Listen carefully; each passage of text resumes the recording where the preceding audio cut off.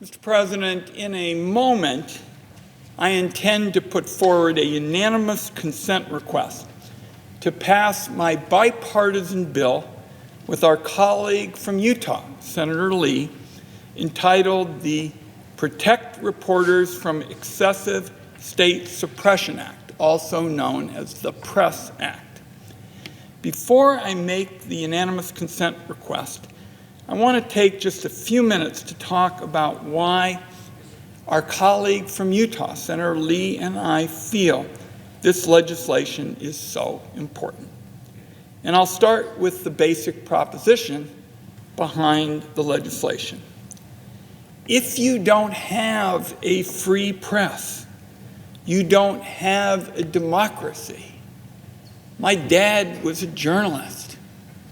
After fleeing the Nazis, he came to this country, taught himself English, worked in our army developing propaganda that we dropped on the Nazis, and he believed deeply in individual freedom and press freedom, and would always tell me, Ron, they go hand in hand. If you want to see what happens when governments undermine and then eliminate the free press, look at Russia. Look at Saudi Arabia. Look at Iran. Information became a tool of power, abuse, and manipulation. That's what governments do when they want to keep freedom from breaking out in their countries. And so they abuse power rather than promote education, expression, and enlightenment among the countryside and the people.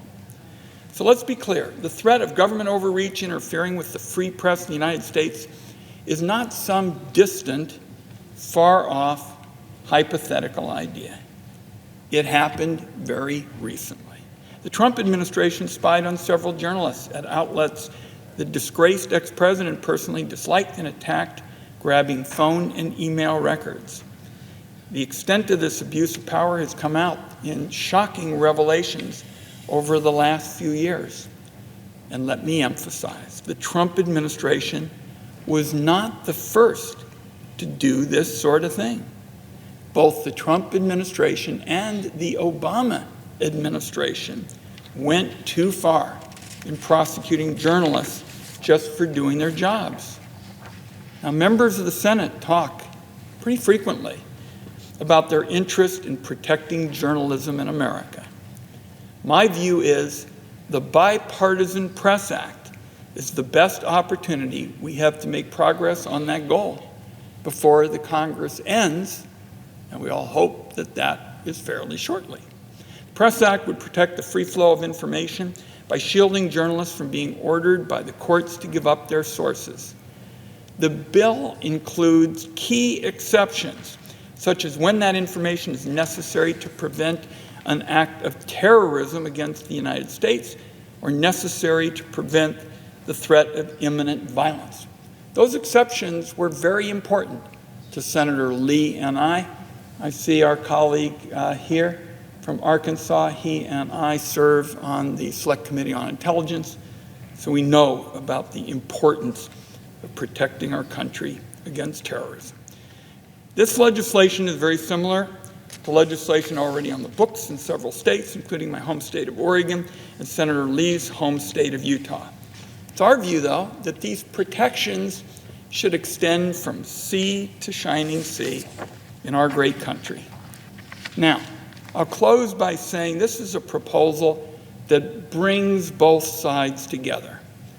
The House passed the Press Act a few months ago unanimously, and I think our colleagues would agree that sometimes these days it seems you can't get every member of the House to even agree that there are 24 hours in a day and 7 days a week.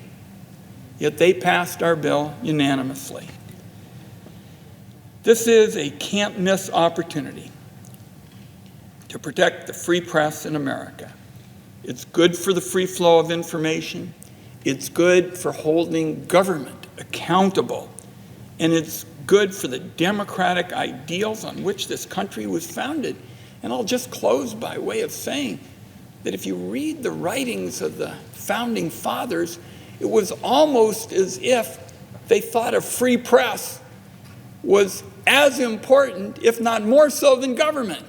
That's how strongly they felt. So let's pass the unanimous consent request when we make it.